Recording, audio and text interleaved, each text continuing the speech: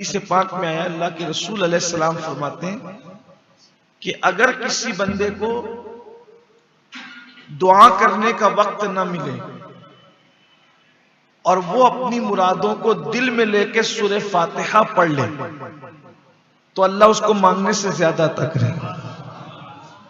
इसीलिए हमारे यहाँ अहले सुन्नत में ये दस्तूर है कि जब इमाम साहब दुआ कर लेते हैं तो वो आखिरी में कहते हैं अल फातिहा, और जब वो अल फातिहा कहते हैं तो हमारे मुक्तदी कहते हैं अल्लाह ये दे दे, अल्लाह वो दे दे, अल्लाह वो ये दे दे, वो दे दे का मौका नहीं है।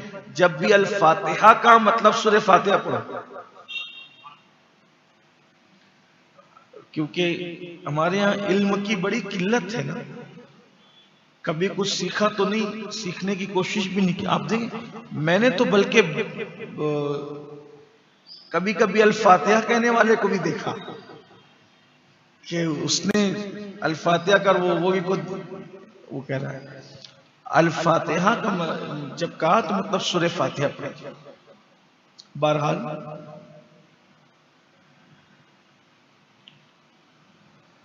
ये ऐसी सूरह मुबारक है जैसे कोई किताब लिखता है तो वो पूरी किताब का मजमून दिबाचा में जमा कर देता है, जिसको आप सरे वरक कह लें या तमहीद कह लें या दिबाचा कह लें। तो नहीं, जब मुसन्निफ किताब लिखता है तो पूरी किताब के अंदर क्या है तो वो शुरू में उसको इजमाल के तौर पे समेट देता है बिला तमसील।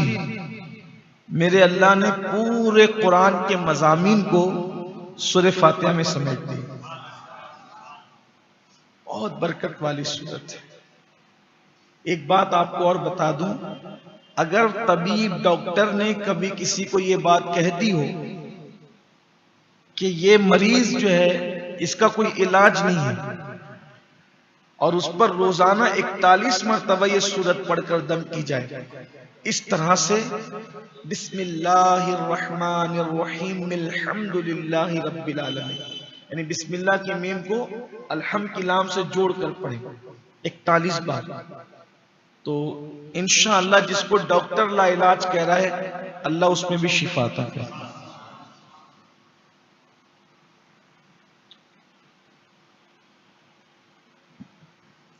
आगाज होता है अल्हम्दुलिल्लाहि रब्बिल आलमीन। सब खूबियां अल्लाह को है जो मालिक के सारे जहां है।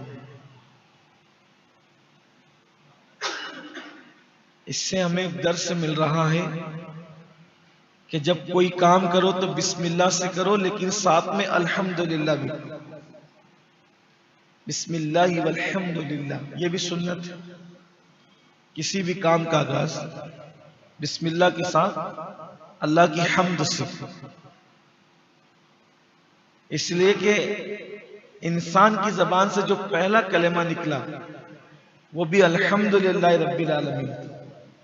हजरत आदम अलैहिस्सलाम का जब मुजस्समा बनाया अल्लाह ने, आपने सुना उसको, अभी पहले पारे में पूरी दास्तान है, उसकी तरफ में नहीं जाऊंगा।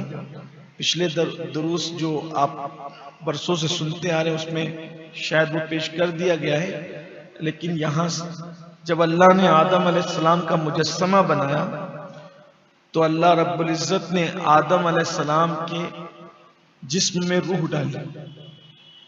तो वो रूह जो है वो पहले नाक में गई,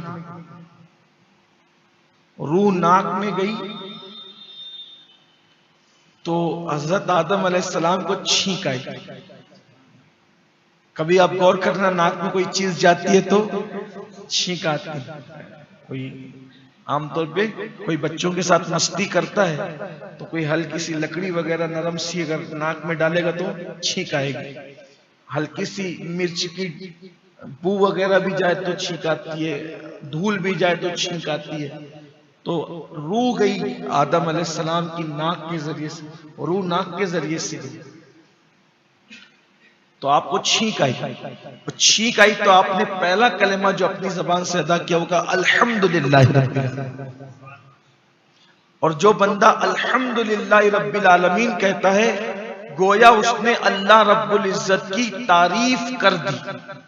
हर एतबार से हम अल्लाह की तारीफ का हक अदा नहीं कर सकते, लेकिन अल्हम्दुलिल्लाह रब्बिल आलमीन कह दिया मतलब अल्लाह की तारीफ आपने कर दी। तो सारी खूबियां अल्लाह की। इससे ये भी आपको पता चलना चाहिए, कायनात में किसी की भी आप तारीफ करें वो दरअसल तारीफ अल्लाह ही की है।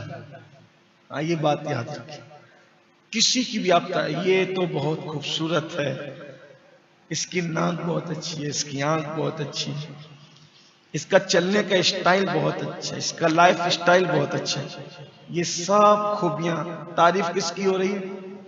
इनडायरेक्ट अल्लाह की तारीफ। क्यों?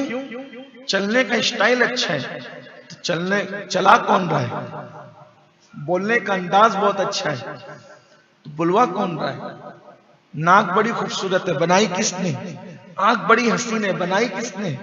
लब इसके बड़े सुर्ख है, बनाया किसने उसे? बाल बड़े नरम है, बनाया किसने? सारी खूबियां उसी की। इसलिए कि जो बना है बड़ी से बड़ी चीज से लेकर छोटी से छोटी चीज तक सब बनाने वाला अल्लाह है और सब खूबियां उसी को।